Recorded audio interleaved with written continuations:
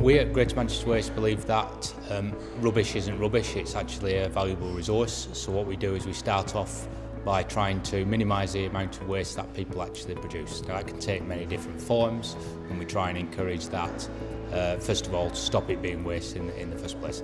The next step is something called reuse.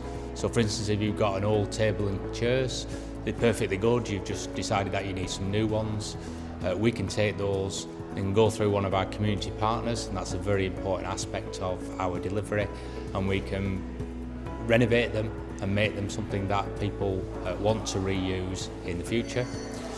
Beyond that, we actually recycle. Our aim is to recycle 50% in 2015-16 next financial year, and we think we will do that just about. It will be very close, but all targets are stretching. And what that recycling does is produce quality materials, whether that's from recycling of cans, which are very easy to produce into new cans, or something like plastics. So we can take your Coca-Cola bottle and we can take 10 of those and produce it into a football kit. So there's very interesting things that you can do with recycling. If we can't recycle it, so that's the other 50% of the waste, what we actually do with that is turn it into green energy. And we are currently producing about electricity for 22,000 homes within the conurbation, and we would hope to increase that to around about 75,000 as all of our facilities come online. So our aim is zero waste, is actually following that waste hierarchy and actually minimising the amount that we put into the landfill, therefore dealing with waste as a resource for today rather than effectively mortgaging our children's future.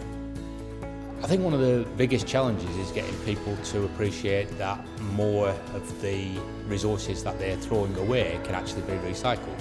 The interesting fact for me is that around about 72% of what people put in the bin is potentially recyclable through our bin system here in Greater Manchester, which involves 4 bins.